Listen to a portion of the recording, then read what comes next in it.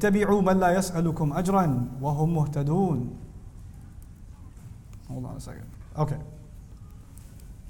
Follow the ones who don't ask you for any compensation.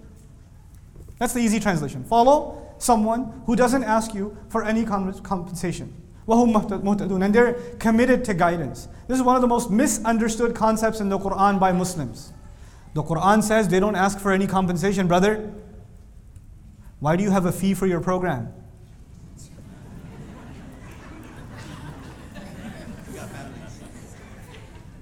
No, it's an honest question. And the Quran says, يَشْتَرُونَ بِآيَاتِ اللَّهِ ثَمَنًا قَلِيلًا. They sell the ayat of Allah for a small price. You should be ashamed of yourself. Selling the ayat of Allah. One of the most misunderstood concepts in the entire Quran. Let me explain. The Prophet ﷺ sent Mus'ab ibn Umair to Medina. You guys know this? Mus'ab ibn Umair, one of the most brilliant young men, sent to Medina to teach Quran. He used to come from a very rich family, but his family disowned him. He didn't even have clothes to wear.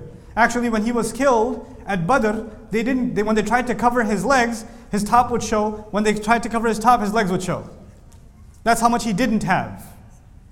The Prophet ﷺ sends him to Medina to teach what? Quran. What's he going to have for breakfast? Surah Al-Baqarah? What's he going to have for lunch? What's he going to have for dinner? The Prophet ﷺ gave him a salary so he could do his job.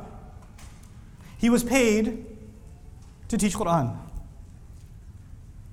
What does it mean they sell the ayat of Allah? You know what that means? That means the ayat means something, but people don't want to hear it. So you change the meaning and you tell people what they want to hear so that they don't get angry at you. You give people answers they can feel good about, and you avoid talking about things they don't feel good about. That way they can continue to like you and you'll stay popular. This is selling the ayat for a small price. That small price being the pleasure of people, the contentment of people. You understand?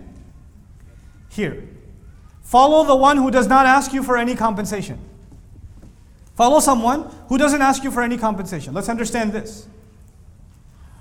This is a principle about all prophets. Every prophet came to a nation where there was a serious problem. And you know, when a nation has a serious problem, it's like nations are supposed to be balanced. But when they do a crime, then they start getting imbalanced, and the imbalance gets worse and worse and worse, and it comes to a point where the entire nation might crumble. And the job of the messengers is to pull them away from that imbalance and bring them back to straightness again. You understand? But when an imbalance becomes popular, everybody's doing it. Everybody's doing the evil. Everybody's doing the wrong thing, and it's not being celebrated. It's become the fashion to do. Is it easy to talk about? No. Like, for example, nowadays it's very difficult to talk about homosexuality, for instance. Yes? Did Lut alayhi salam, did he live in a time where it was popular? He did. Did he have to talk about it? Yep. Did he get a lot of heat for it? Oh yeah. There's a reason it's in the Quran. If you talk about the subject, people are going to come after you. Is that really? Yeah, Lut alayhi salam is there for a reason. When you take on a subject, the entire society is obsessed with something, they're glorifying something, and you speak against it, they will come after you. Now, if you want to continue to make money, or you want to continue to live in that society, and you want to continue to be safe, then you will avoid which subjects? The ones they're obsessed with. You'll just decide to talk about something else. Maybe Lut alayhi salam should just talk about kindness to parents. Maybe you should just talk about take care of your neighbor. Maybe you should just talk about prayer. He should leave this subject alone because it's too controversial. Isn't it? If he does that, does he get in trouble? No. There's no trouble. And by the way, he's still going to be talking about good things. Kindness to parents is a good thing. Prayer is a good thing. Charity is a good thing. So why does he have to take the subject that will get him in trouble? That is the job of messengers. They came to take on the subjects that nobody else would dare take, and they would give the verdict from Allah, wal Qur'anil Hakim. They would give the verdict from Allah and give it over and over and over and over again, offending that society and offending it again and offending it again. But they did not care because that's the evil that has to be spoken out against. And clearly when someone does that, they are not interested in making any compensation, because that's the easiest way to lose your compensation. مَنْ لَا يَسْأَلُكُمْ أَجْرًا. Follow the ones who don't have an agenda, clearly. Because this is not the way to get popular. This is the way to get destroyed. وَهُمْ مُهْتَدُونَ. And they themselves in their personal lives are guided. Now understand this. Committed to guidance, actually. Public speakers, prophets are public speakers. But who else is a public speaker?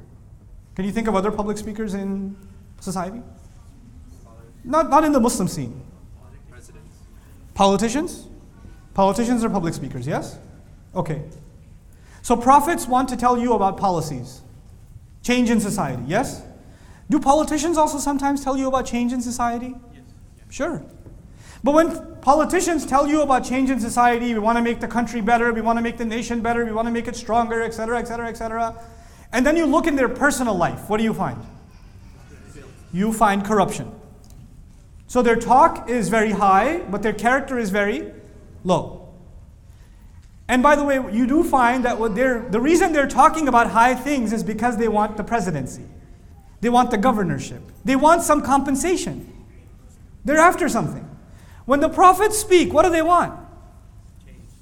They just want justice. They just want the truth. They want no compensation from you. And on top of that, if you look in their personal life, you will find they've always been committed to guidance. وَهُمْ مُهْتَدُونَ. So the message is perfect and the messenger is clean. Was this idea taught before? Yeah. إِنَّكَ لَمِنَ الْمُرْسَلِينَ عَلَى صِرَاطٍ مُسْتَقِيمٍ. Another review. That's what the Quran does. It's so tightly woven. Now,